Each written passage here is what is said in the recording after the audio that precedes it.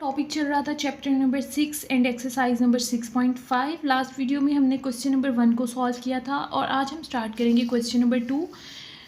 Find the unknown sides and angle of the following triangle. आपने यहाँ से जो अननोन साइड्स हैं यानी जो साइड आपको मालूम नहीं है वो साइड्स मालूम करनी है और एंगल्स मालूम करने हैं।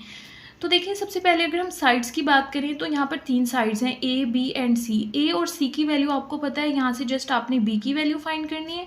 और एंगल्स यहाँ पर आपको कोई भी गिवन नहीं है, ना ही एंगल सी का पता है ना एंगल बी का पता है।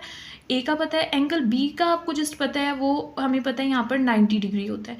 तो जस्ट एक एंगल हमें पता है और यहाँ से हमने 2 एंगल फाइंड करने हैं और एक साइड मालूम करनी है। तो सबसे पहले हमें 2 साइड्स पता है तो हमने एक साइड जस्ट मालूम करनी है, तो पहले हम साइड मालूम कर लेते हैं। तो सबसे पहले हम यहाँ पर इनको लिख देते हैं, ये है बेस और ये हमारे पास होता है परपेंडिकुलर और ये हमारे पास होता है हाइपोटेनियस। तो यहाँ पर 2 साइड्स गिवन है और तीसरी साइड मालूम करनी है। तो तीसरी साइड मालूम करने के लिए हम पाइथागोरस थ्योरम को यूज़ करेंगे। यहाँ पर हम लिख देते हैं मेजरमेंट एंगल बी पर एंगल जो है वो 90 डिग्री का है। तो अब देखते हैं हमने साइड पाइथागोरस थ्योरम यूज़ करना है। तो यहाँ से हम लिख देंगे by Pythagoras theorem. Pythagoras theorem ये होता है, आपको यहाँ से बार बार बताया गया है, वो होता है हाइपोटेनियस का square is equal to base का स्क्वायर प्लस परपेंडिकुलर का स्क्वायर। हाइपोटेनियस का स्क्वायर एक साइड पर होता है और बेस और परपेंडिकुलर की स्क्वायर को आपने प्लस करना होता है। ये होता है पाइथागोरस थ्योरम, ये आपने याद रखना है, फॉर्मूला है। ठीक है, तो अब देखें यहाँ से हाइपोटेनियस हमारे पास क्या है, बी। ठीक है, तो यहाँ पर हम लिख देते हैं बी का स्क्वायर और बेस हमारे पास क्या है, सी। तो यहाँ पर हम लिख देंगे सी का स्क्वायर और परपेंडिकुलर हमारे पास क्या है, ए। तो यहाँ पर हम लिख देंगे ए का स्क्वायर। अब यहाँ से लिखते हैं वैल्यूज़ हमारे पास क्या हैं, देखते हैं। बी की वैल्यू तो हमें नहीं पता, तो बी की जगह तो बी का स्क्वायर ही आ जाएगा। सी की वैल्यू है √13, तो यहाँ पर हम लिख देंगे √13 का स्क्वायर प्लस और उसके साथ यहाँ पर है ए। तो ए हमारे पास है √3, तो यहाँ पर हम लिख देंगे √3 का स्क्वायर। ठीक है, तो देखें स्क्वायर से स्क्वायर रूट कैंसिल, स्क्वायर से स्क्वायर रूट कैंसिल। तो यहाँ पर बी स्क्वायर की वैल्यू हमारे पास आ जाएगी 13 और प्लस 3। 13 + 3 हमारे पास हो जाएगा 16 और यहाँ पर है बी स्क्वायर, हमें चाहिए बी और यहाँ पर है बी स्क्वायर। तो इस स्क्वायर को ख़त्म करने के लिए इस साइड से भी स्क्वायर रूट लगाएंगे और इस साइड से भी।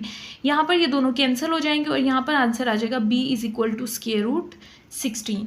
तो √16 की अगर आप वैल्यू की बात करें, √16 का अगर आप स्क्वायर रूट लें, कैलकुलेटर से देखते हैं, देखें स्क्वायर रूट का निशान ये है, आपको नज़र आ रहा है √16। तो उसका आंसर आता है हमारे पास 4, क्योंकि 4 का स्क्वायर होता है ना 16। तो बी का आंसर हमारे पास आ गया है 4 सेंटीमीटर। तो इस तरह से अब हमें तीनों साइड्स मालूम हो गए, एक है √13, एक है √3 और बी हमारे पास है 4 सेंटीमीटर। अब देखें साइड्स हमें मालूम हो गए, अब हमने मालूम करना है एंगल। जस्ट हमें एक एंगल पता है, बी वाला 90 है, ए और सी का एंगल हमने मालूम करना है। तो इन सब क्वेश्चंस में आपने एंगल मालूम करने के लिए टेन का फार्मूला यूज़ करना है, जस्ट टेन ही यूज़ होगा और कोई फार्मूला इसमें यूज़ नहीं होगा, तो ये आपने याद रखना है। तो यहाँ पर हम टेन का फार्मूला लिखते हैं और आपको पता है टेन थीटा किसके इक्वल होता है, टेन थीटा इक्वल होता है परपेंडिकुलर ओवर बेस के। ठीक है, ये हम बार बार पढ़ के आए हैं फॉर्मूलाज में। तो अब देखते हैं थीटा की जगह हम क्या लिखेंगे। यहाँ पर थीटा तो हमें मालूम नहीं है, थीटा की जगह हम लास्ट जो हमने वीडियो में क्वेश्चन किया था, तो हम थीटा की जगह जो यहाँ पर एंगल होता था वो लिखते थे। तो यहाँ पर तो एंगल कोई नहीं है, तो थीटा की जगह हम कुछ नहीं लिखेंगे। और परपेंडिकुलर देखिए, यहाँ पर ये परपेंडिकुलर है और परपेंडिकुलर की वैल्यू है √3 और बेस की वैल्यू है √13। तो यहाँ पर परपेंडिकुलर की जगह हम लिखेंगे √3 और बेस की जगह हम लिख देंगे √13 और यहाँ पर है टेन थीटा। तो अब थीटा हमें मालूम नहीं है, थीटा कौन से वाला है, जो एंगल यहाँ पर है, तो ये वाला एंगल हमने मालूम करना है। तो अब आपने यहाँ से थीटा मालूम करना है, तो यहाँ से आपको इस टेन को हटाना होगा। तो अब टेन को किस तरह से हटाएंगे, ये चीज़ आपके लिए न्यू है, आप गौर से समझे। देखिए थीटा यहाँ पर है और यहाँ पर है स्क्वायर रूट 3/13। आपने क्या करना है, इस 10 को इस साइड पर ले आना है, और जब 10 इस साइड पर आएगा तो ये हो जाता है 10 - 1, यानी जब आप 10 को इक्वल के दूसरी साइड पर लेकर जाते हैं तो जो 10 है इसके ऊपर पावर -1 आ जाती है। ठीक है, इसको हम पढ़ते हैं 10 इनवर्स। ठीक है, यहाँ पे मैं आपको लिख के बता देती हूँ, इसको हम पढ़ते हैं 10 इनवर्स, यानी इन्वर्स हो गया, उलट हो गया। अगर आप 10 इधर है, इसको दूसरी साइड पे लेकर आएंगे तो ये हो जाएगा 10 इन्वर्स। ठीक है, तो अब हमने मालूम करनी है 10 इन्वर्स की वैल्यू हमारे पास क्या आएगी। तो देखिए, जो हमने टेबल पढ़ी थी वहाँ पर हमने साइन, टेन और कॉज के फॉर्मूले पढ़े थे, लेकिन अभी तक हमने 10 इन्वर्स के फार्मूलाज या फिर कॉज इन्वर्स के फार्मूलाज को नहीं पढ़ा। तो इसके फार्मूला को हम कैलकुलेटर से सॉल्व करेंगे। तो सबसे पहले आपने क्या करना है, स्क्वायर रूट 3 की वैल्यू लिखनी है, और फिर हम लिखेंगे स्क्वायर रूट 13 की वैल्यू, और फिर उन दोनों को डिवाइड करेंगे और फिर फाइंड करेंगे। देखिए, मैं आपको करके बताती हूँ। पहले हम फाइंड कर लेते हैं यहाँ से स्क्वायर रूट 3। तो देखिए, यहाँ पर आपने ये स्क्वायर रूट का बटन है, ये प्रेस करना है, स्क्वायर रूट और उसके बाद 3। तो स्क्वायर रूट 3 की वैल्यू आपके पास आ रही है 1.732। पॉइंट के बाद आप जस्ट जो है ना 3 डिजिट्स लिख लें, 1.732, 0 से पहले तक लिख लें 1.732। तो यहाँ पर हम लिख देते हैं theta is equal to 10 inverse 1.732। ठीक है, ये हमने स्क्वायर रूट 3 की वैल्यू लिख दी। अब हम कैलकुलेटर पे फाइंड करेंगे स्क्वायर रूट 13 की क्या वैल्यू आती है। तो देखिए, यहाँ से सबसे पहले हम स्क्वायर रूट प्रेस करेंगे और उसके बाद 13।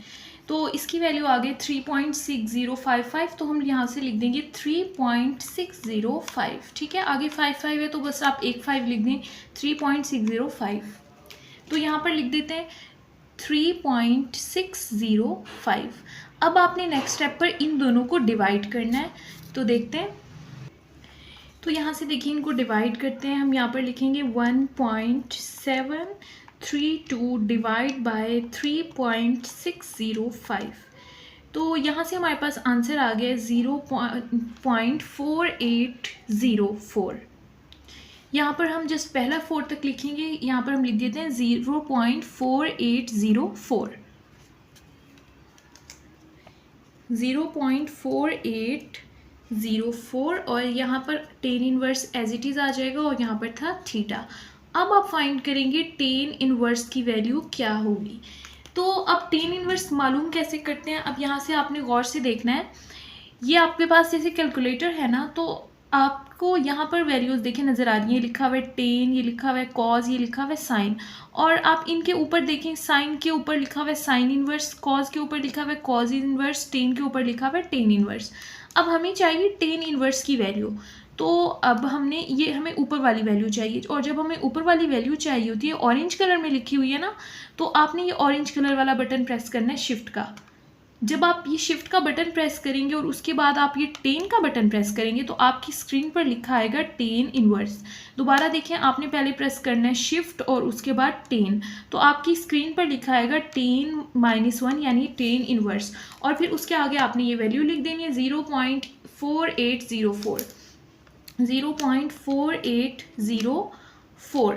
तो यहाँ से आपका आंसर आ गया है 25.65। जस्ट यहाँ पर पॉइंट के बाद 2 डिजिट लिखेंगे 25.65 और इसके ऊपर आप लगा दें डिग्री। तो इसका मतलब है आपका थीटा का यहाँ से आंसर क्या आ गया, 25.65 डिग्री। अब ये आपका आंसर आ गया है थीटा का, यहाँ पर इस वाली वैल्यू का आपका आंसर आ गया, यानी कि एंगल ए का। एंगल बी आपको पता था 90 है, और एंगल ए आपके पास क्या आ गया, 25.65 डिग्री। ठीक है, अब हमने एंगल सी फाइंड करना है, और जैसे हमने क्वेश्चन नंबर 1 में लास्ट वीडियो में किया था, एंगल सी बिल्कुल वैसे ही फाइंड करेंगे। 180 में से आपने इन दोनों को माइनस कर देना है, तो आपका आंसर आ जाएगा। देखते हैं, ये वाली वैल्यू जो हमारे पास अभी आई है, ये है मेजरमेंट एंगल ए की वैल्यू है हमारे पास 25.65 डिग्री, और उसके साथ हमारे पास बी की वैल्यू थी 90 डिग्री।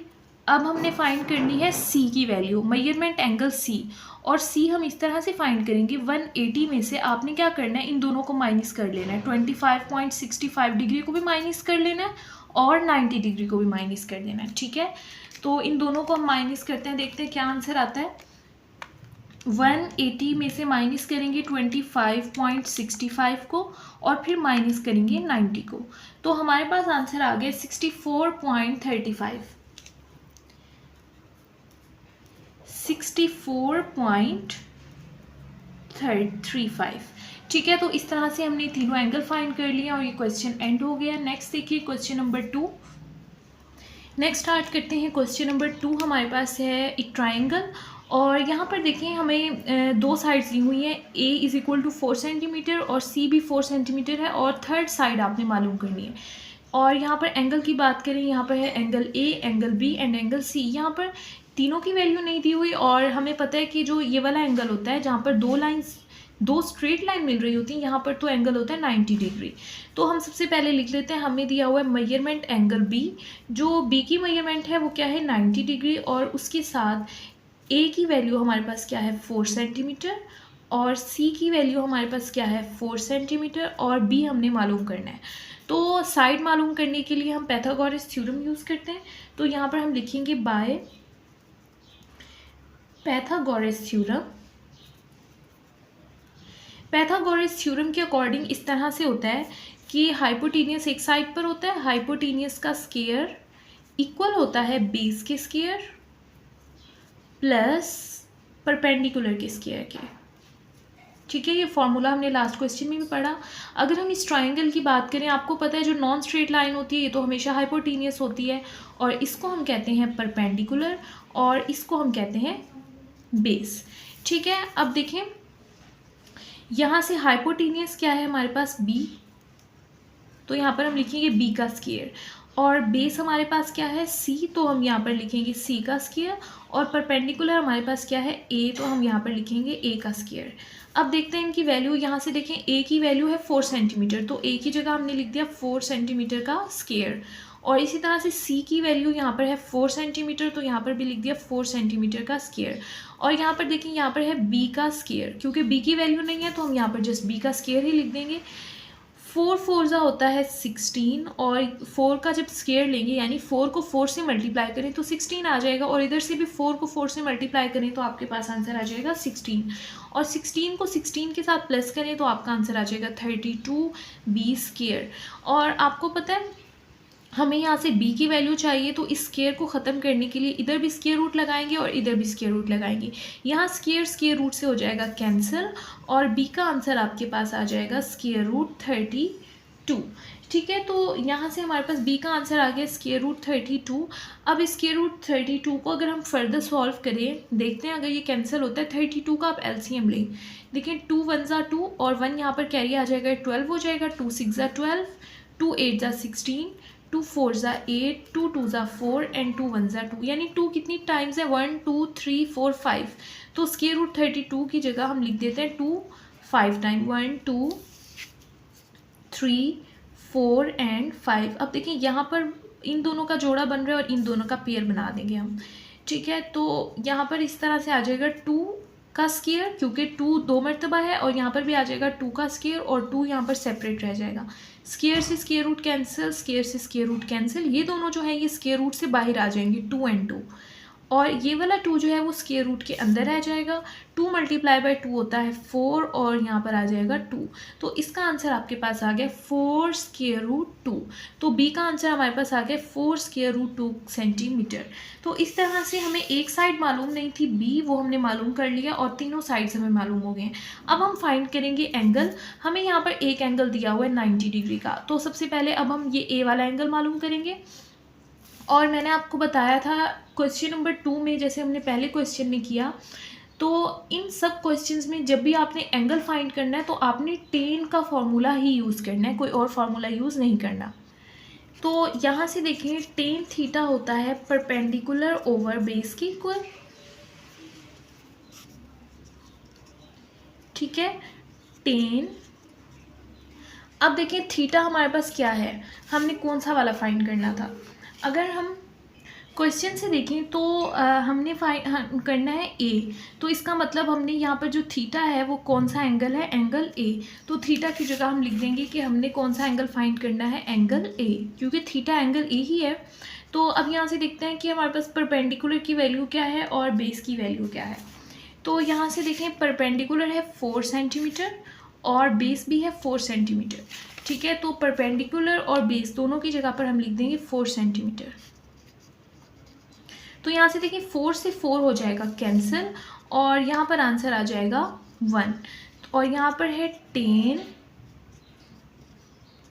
अब हमने फाइंड करना है एंगल ए, तो एंगल ए को आप इधर ही रहने दें और 10 आपको पता है दूसरी साइड पर ले जाएंगे 10 को, तो वो हो जाएगा 10 इनवर्स और यहाँ पर आ जाएगा 1। तो अब हमने 10 इनवर्स की वैल्यू फाइंड करनी है 1 पर, और 10 इनवर्स कैलकुलेटर पे कैसे आता है, पहले आपने प्रेस करना है शिफ्ट के बाद आपने ये 10 का बटन प्रेस करना है, तो यहाँ पर स्क्रीन पर आपको 10 इनवर्स नज़र आएगा और आपने 1 की वैल्यू फाइंड करनी है, तो यहाँ पर लिख दें 1 और 10 इनवर्स 1 पर आपका आंसर आ गया 45। तो एंगल ए का आंसर हमारे पास आ गया 45 डिग्री, ठीक है। तो इस तरह से यहाँ पर थीटा का आंसर यानी कि एंगल ए का आंसर हमारे पास क्या आ गया 45 डिग्री। अब आपने ये थर्ड एंगल फाइंड करना है जो है सी एंगल। तो यहाँ पर देखिए हम लिख लेते हैं एंगल ए हमारे पास है 45 और एंगल बी जो हमें क्वेश्चन में बताया हुआ था डायग्राम में वो था 90 डिग्री। और आपको पता है अगर हमें दो एंगल्स पता हो और हमने तीसरा एंगल मालूम करना हो यानी कि एंगल सी, वो हम इस तरह से मालूम करते हैं कि आपने पहले लिखना होता है 180 और उसमें से इन दोनों को माइनस कर देंगे, 45 को भी और 90 को भी माइनस कर देंगे। तो देखते हैं क्या आंसर आता है। 180 से माइनस करते हैं 180 माइनस 90, ठीक है। 180 से हमने 45 और 90 दोनों को माइनस कर दिया तो हमारा आंसर आ गया 45 डिग्री। तो यहाँ से हम लिख देंगे 45 डिग्री और हमारे पास इस तरह से तीनों एंगल हमें फाइंड हो गए। अब ये थर्ड एंगल जो है ये कितना हो गया 45 डिग्री का। इस तरह से हमने तीनों एंगल और तीनों साइड्स मालूम कर लिए और ये हमारा क्वेश्चन एंड हो गया। नेक्स्ट स्टार्ट करते हैं क्वेश्चन नंबर 3। यहाँ पर देखिए हमें क्वेश्चन में कहा हुआ है each side of A square field. Square का मतलब क्या होता है, एक आपने बॉक्स बनाना है जिसकी चारों साइड्स इक्वल हों। तो आपने एक ऐसा स्क्वायर बनाना है जिसकी सारी साइड्स कितने मीटर लंबी हो, 60 मीटर लॉन्ग हो। तो अब जाहिर है अब आप पेपर पे 60 मीटर लॉन्ग तो नहीं बनाएंगे, आप अपनी मर्ज़ी से एक स्क्वायर बना लेंगे और उन्होंने कहा है उसकी सारी साइड जो है वो 60 मीटर की हैं। तो आप यहाँ पर लिख देंगे एक स्क्वायर बनाकर इसकी चारों साइड्स कितनी है 60 मीटर, ठीक है। उसके बाद उन्होंने कहा है find the length of diagonal of the field. Diagonal होता क्या है, डायगोनल एक ऐसी लाइन होती है जो किसी भी शेप को, किसी भी शक्ल को दो हिस्सों में डिवाइड कर देती है। अब देखिए ये हमारे पास फॉर एग्जांपल स्क्वायर है, स्क्वायर को आप चाहते हैं ये दो पार्ट्स में डिवाइड हो जाए, तो आप यहाँ से एक लाइन लगाएंगे इस तरह से। तो अब आपको नज़र आ रहा है कि ये जो स्क्वायर था ये दो पार्ट्स में डिवाइड हो गया, तो ये वाली जो लाइन होगी इसको हम कहते हैं डायगोनल, ठीक है। तो इस तरह उन्होंने कहा है कि आपने एक डायगोनल लगाना है इस स्क्वायर के अंदर। तो मैंने इस तरह से ए से लेकर सी तक एक लाइन लगाई है जिसने इनको दो हिस्सों में डिवाइड कर दिया स्क्वायर को, एक हिस्सा ऊपर वाला बन गया और एक हिस्सा नीचे वाला। तो उन्होंने कहा अब आपने ये मालूम करना है कि डायगोनल की लेंथ क्या होगी, यानी डायगोनल कितना लंबा होगा। तो अब देखें अगर हम यहाँ से देखें, यहाँ से एक ट्रायंगल बन गई है। देखें ये वाली साइड है 60 मीटर, ये वाली साइड है 60 मीटर और हमने इस डायगोनल वाली साइड मालूम करनी है, ठीक है। तो अब इस थर्ड साइड को हम मालूम करेंगे और ये हमारे डायगोनल की लेंथ होगी। तो यहाँ से देखिए अगर ये एक ट्रायंगल बन गया इस तरह से, तो ये वाला हमारे पास क्या होगा परपेंडिकुलर और ये हमारे पास क्या होगा हाइपोटेन्यूस और ये हमारे पास क्या होगी बेस, ठीक है। तो अब हम इसको एक ट्रायंगल कंसीडर करेंगे और हम हाइपोटेन्यूस की वैल्यू फाइंड करेंगे। और अब देखते हैं हमारे पास वैल्यू क्या है, हमें जो ए बी सी यानी बेस की वैल्यू दी हुई है, बेस हमारे पास इक्वल है ए बी के, ठीक है। और ए बी किसके बराबर है 60 मीटर के। और इसी तरह से परपेंडिकुलर हमारे पास है बी सी, परपेंडिकुलर किसके इक्वल है बी सी के और उसकी मेजरमेंट भी कितनी है 60 मीटर। और हाइपोटेन्यूस हमारे पास क्या है ए सी और ए सी की वैल्यू हमने मालूम करनी है, ठीक है, ये हमें मालूम नहीं है। तो इसके लिए हम पैथागोरस थ्योरम यूज़ करेंगे। पैथागोरस थ्योरम आपको पता है इस तरह से होता है, एक साइड पर हम लिखते हैं हाइपोटेन्यूस का स्क्वायर और वो बराबर होता है बेस के स्क्वायर प्लस परपेंडिकुलर के स्क्वायर के। एक साइड पर परपेंडिकुलर और बेस दोनों होते हैं, इनको प्लस करते हैं और दूसरी साइड पर होता है हाइपोटेन्यूस। अब देखिए यहाँ पे हाइपोटेन्यूस जो है वो तो मालूम करना है, तो हाइपोटेन्यूस किसके बराबर है ए सी और ए सी का हम यहाँ पे क्या लिख देते हैं स्क्वायर। और बेस हमारे पास किसके इक्वल है ए बी के, तो यहाँ से आ जाएगा ए बी का स्क्वायर और परपेंडिकुलर हमारे पास है बी सी, तो यहाँ से आ जाएगा बी सी का स्क्वायर। अब देखें ए बी की क्या वैल्यू है 60 और यहाँ पर हम लिख देंगे स्क्वायर, और इसी तरह से बी सी की इक्वल है 60 के, तो यहाँ पर आ जाएगा 60 का स्क्वायर और ए सी का स्क्वायर हमने मालूम करना है। ठीक है, तो 60 को आप मल्टीप्लाई करें 60 से, यानी 60 का स्क्वायर क्या आएगा 60 मल्टीप्लाई बाय 60, तो यहाँ से आंसर आ गया 3600। यहाँ पर भी बिल्कुल इसी तरह से 60 को 60 से मल्टीप्लाई करेंगे तो आंसर आ जाएगा 3600। अब 3600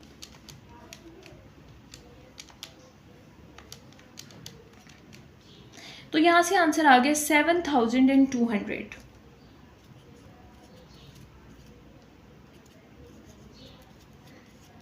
अब हमें चाहिए था यहाँ से AC, तो यहाँ पर आ गया AC का स्क्वायर, तो इसको ख़त्म करने के लिए यहाँ से भी स्क्वायर रूट लगाएंगे और यहाँ से भी हम स्क्वायर रूट अप्लाई करेंगे। और अब लिखते हैं 7200 का स्क्वायर रूट लेते हैं, ये है स्क्वायर रूट, और 7200 का जब आप स्क्वायर रूट लेंगे तो आपका आंसर आ गया 84.85। बाकी इग्नोर कर दें, तो हम यहाँ से आंसर लिखेंगे 84.85 सेंटीमीटर जो है वो हमारा आंसर आ गया।